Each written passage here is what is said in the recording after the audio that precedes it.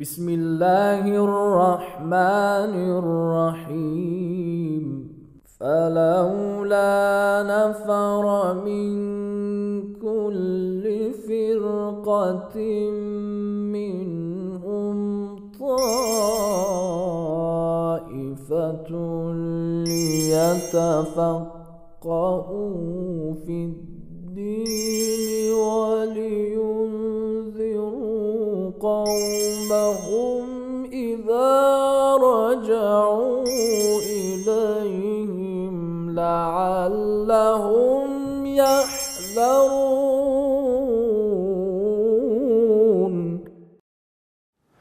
أعوذ بالله من الشيطان الرجيم. بسم الله الرحمن الرحيم.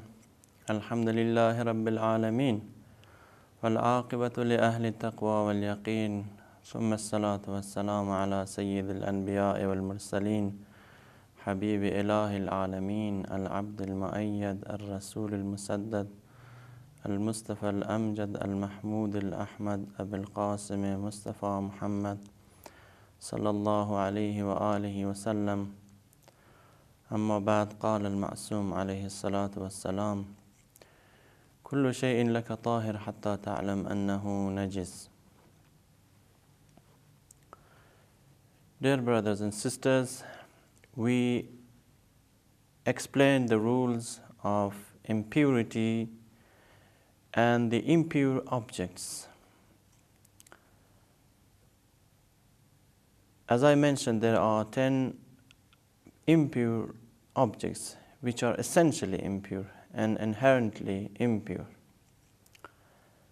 Any impure object which is essentially impure is called najisul ayn in Arabic as well as in Persian.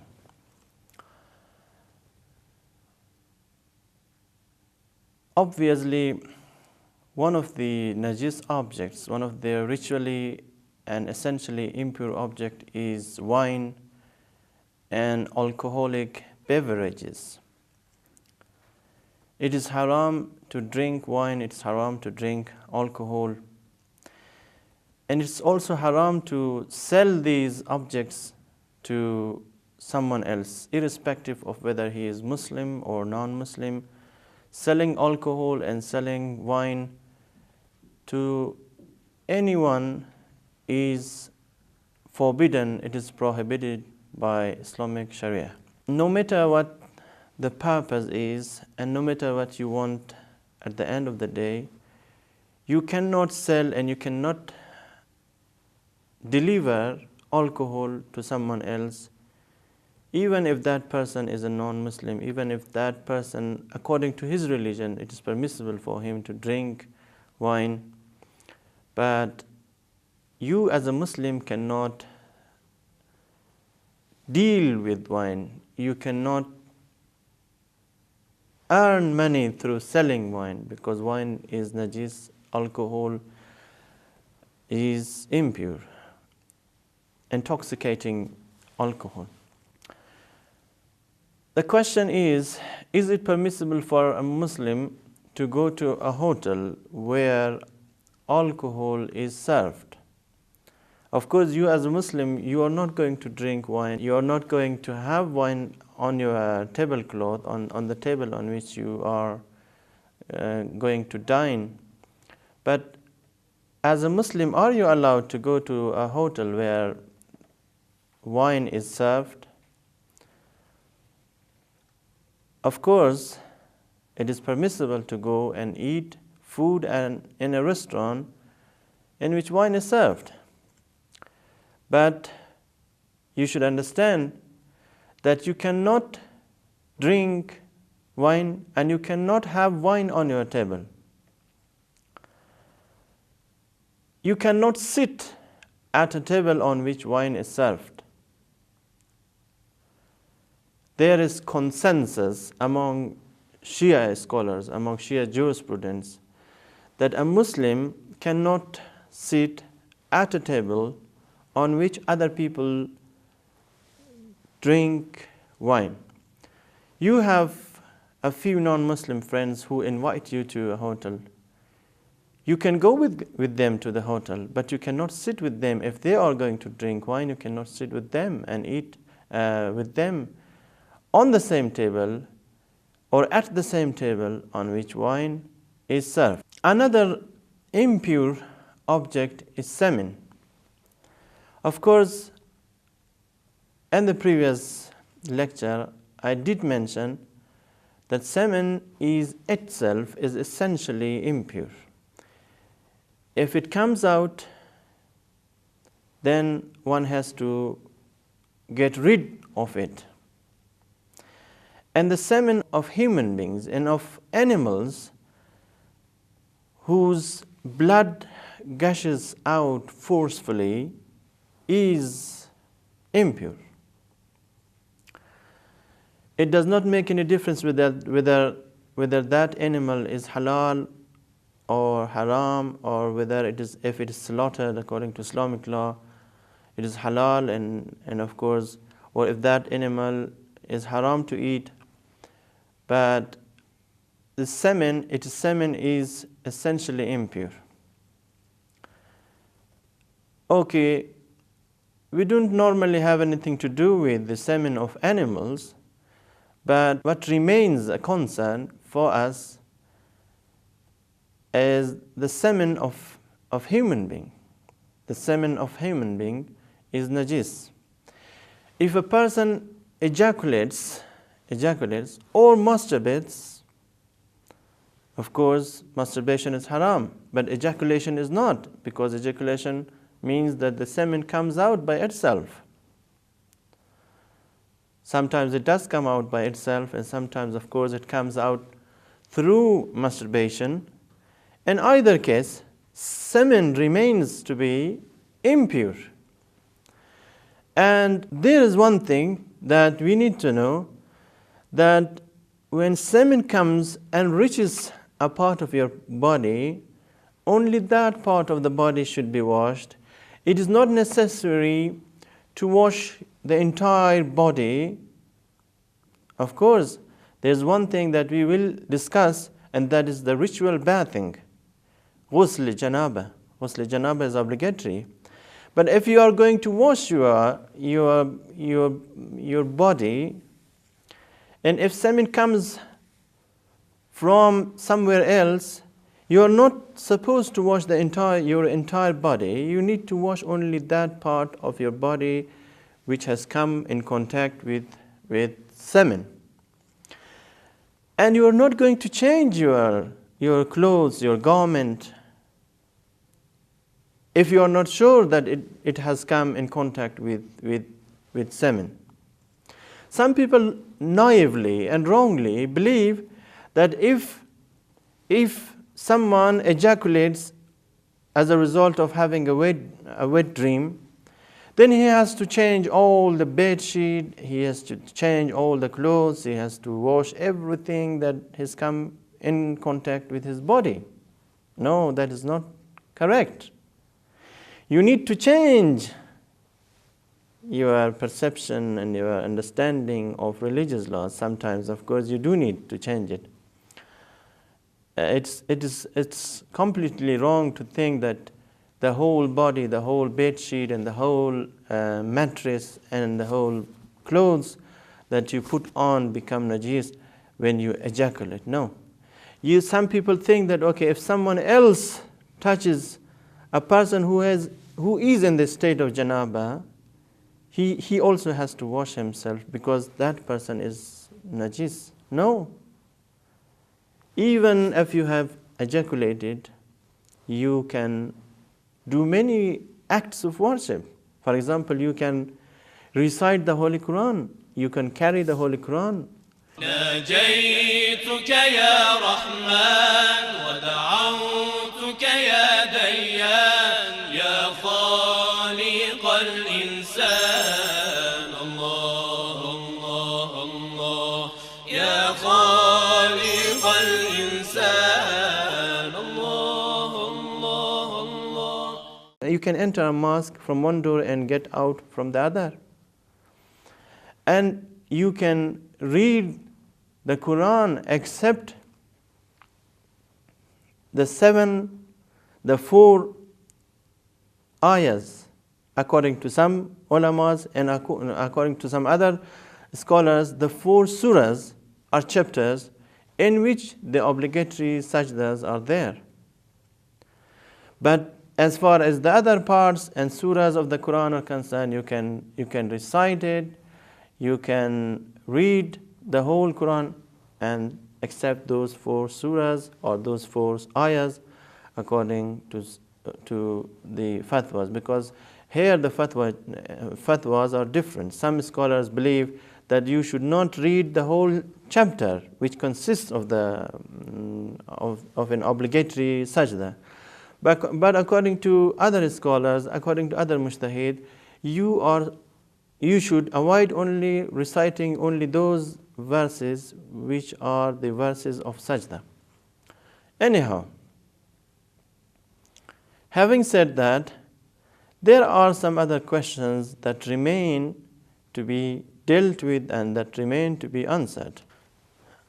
If now one by one there are certain questions which I will mention and I will answer, and of course I'm very much certain that these are the questions which you or someone else like you might have in his mind, and of course he has to get these questions clarified.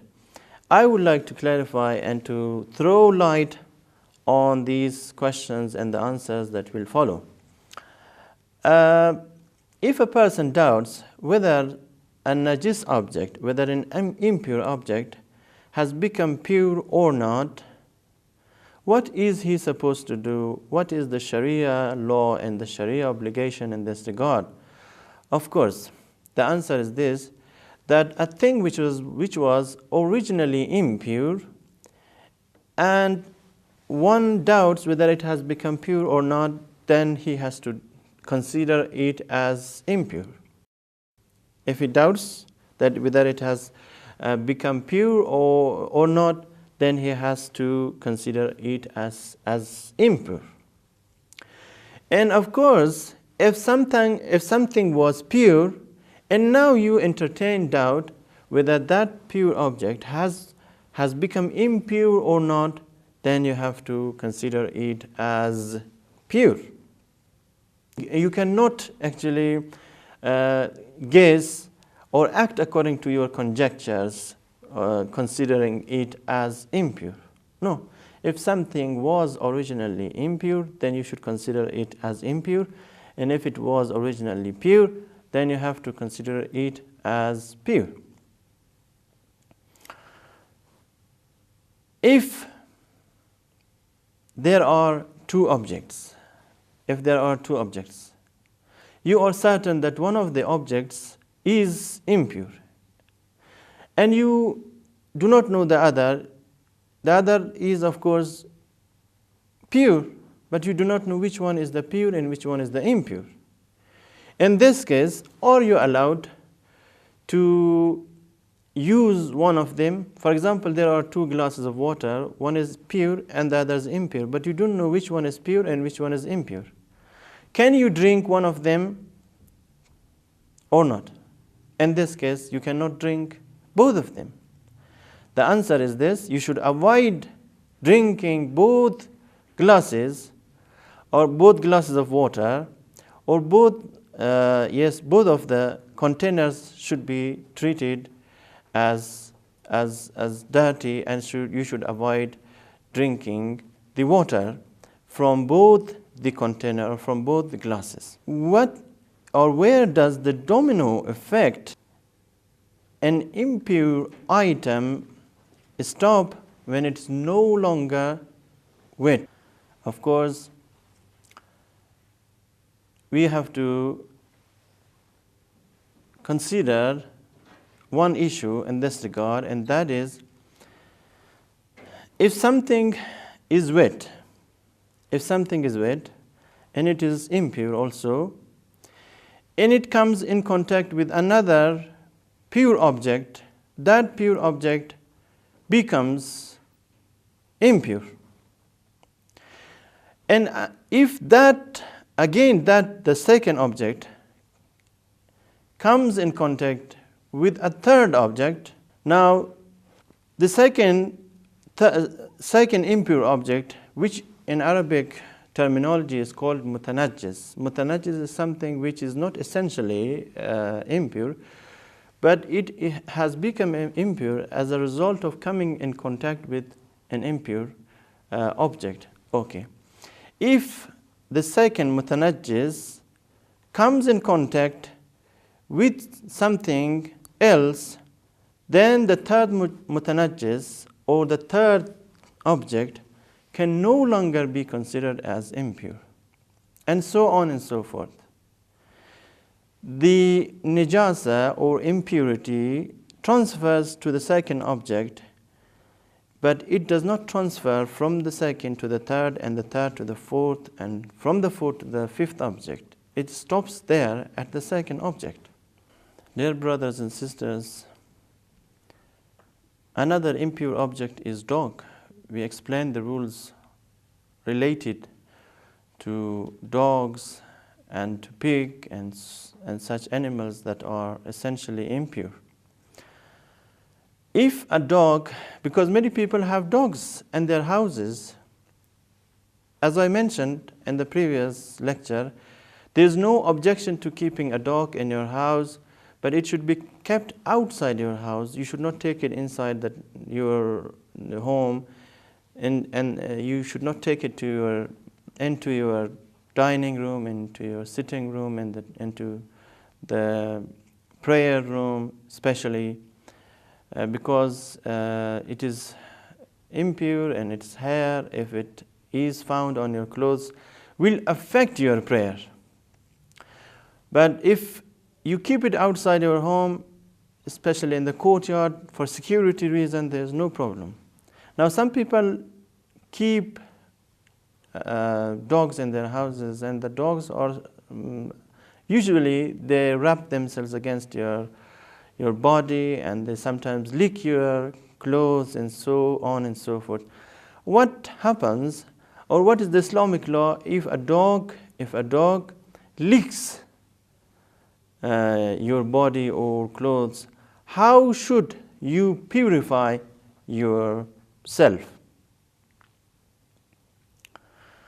The answer is this, that it is sufficient to wash your body once.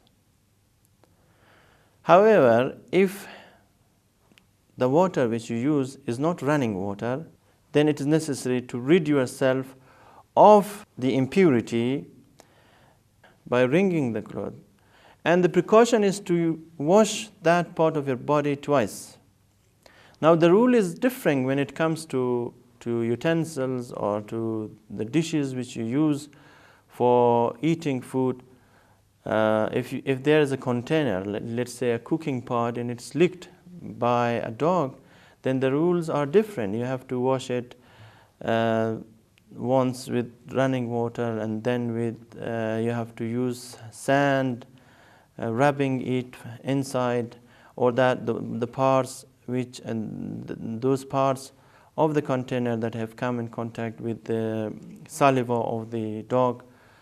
And according to some scholars, you have to wash it 7 times to make sure that the cooking pot or the container has become pure. Now, as far as your body and clothes is concerned, it would be sufficient if you wash it with running water or with cool water once. But okay, if you want to rid yourself of the impurity with little water, just like water which is in a jar or in a cup of water, then you have to wash it. You have to wring your clothes, and you have to wash it twice as a measure of precaution.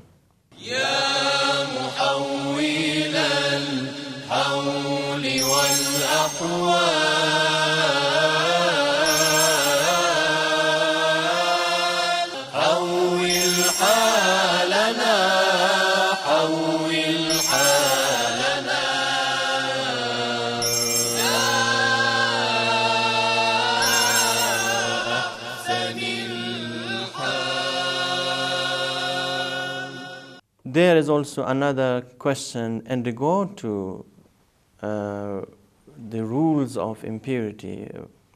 Sometimes it does happen to you that you are that you recite the Holy Quran, or you carry the Holy Quran, or you have a copy of the Holy Quran in your house, and it is made accidentally impure. Okay, some impure thing or liquid or something falls on the Quran and it becomes impure. What are you supposed to do? Of course, it is an obligation to make the Quran pure as soon as possible. You have to take an immediate action to make the Quran pure, to purify it.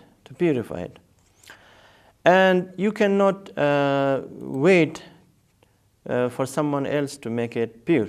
It is your duty when you come to understand or learn that the Quran has been made impure, then you have to take an immediate action to make it clean. Because otherwise, if you wait, then of course it's considered on your part as a kind of violating the sanctity of the Holy Quran. The Holy Quran is the most sacred book, and it has to be revered, it has to be sanctified, and it has to be respected in whatever manner possible. If you have an impure object in your possession and you want to sell it to someone else, or you want to lend it to someone else, is it permissible to sell it in the first place? Is it permissible to sell it to a fellow Muslim brother or sister? Or it is not permissible? Of course.